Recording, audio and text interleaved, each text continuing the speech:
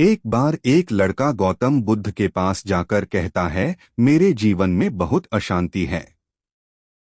कृपा करके आप मेरा मार्गदर्शन कीजिए, जिससे कि मैं इस अशांति से छुटकारा पा सकूं।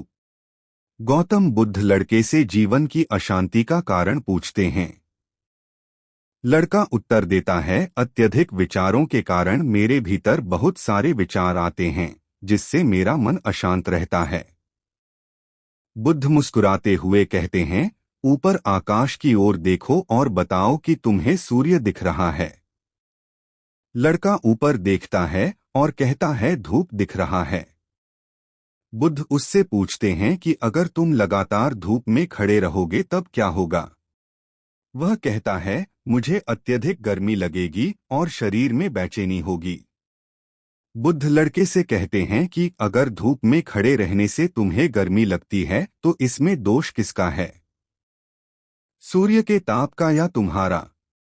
लड़का कुछ सोचने के बाद कहता है, इसका जवाब आप भी बताइए। बुद्ध कहते हैं, सूर्य का काम है ताप देना और ताप का काम है गर्मी लगना। ऐसे में तो दोष तुम्हारा ही है कि तुम धूप में जाकर खड़े हुए, जिससे कि तुम्हें गर्मी लगी। तुम्हें अगर शीतलता चाहिए तो तुम्हें छांव में रहना होगा।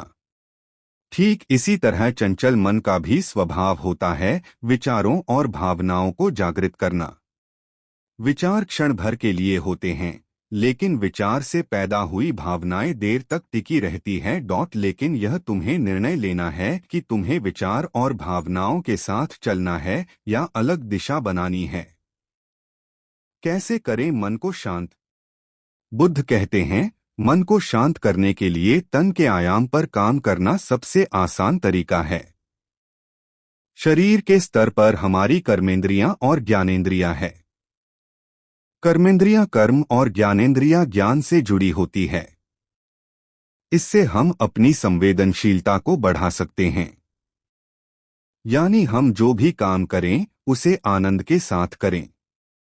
मन के आयाम से हटकर तन के आयाम पर जाने से ही तुम्हारा चित्त शांत होगा। ऐसा करने से तुम मन के आयाम से हटकर शरीर के आयाम पर आ जाओगे।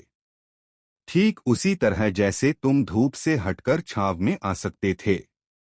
मन के आयाम से हटने पर तुम्हारी जागरूकता तन पर आ जाएगी। जब तुम तन के आयाम पर काम करोगे तब तुम्हारा चित्त शांत होगा। इसलिए हर काम को तन के आयाम पर करने से मन स्वतः शांत हो जाता है। अपने मन के विचार और भावना को नहीं बल्कि सुर को सुनो। लड़का बुद्ध से कहता है, अपने भीतर के सुर को कैसे सुने? बुद्ध कहते हैं, किसी शांत स्थान पर रहकर, जहां शांति हो तब अपनी आंखें बंद करो और मन के भीतर चल रहे शोर से हटकर भीतर के सुर को सुनने की कोशिश करो। सुर निरंतर चलता रहता है, लेकिन बाहर के शोर के कारण तुम अपने मन के भीतर चल रहे सुर को नहीं सुन पाते हो। जब तुम अपने दोनों कानों को अपने हाथों से बंद कर दोगे तभी मन के सुर को सुन पाओगे।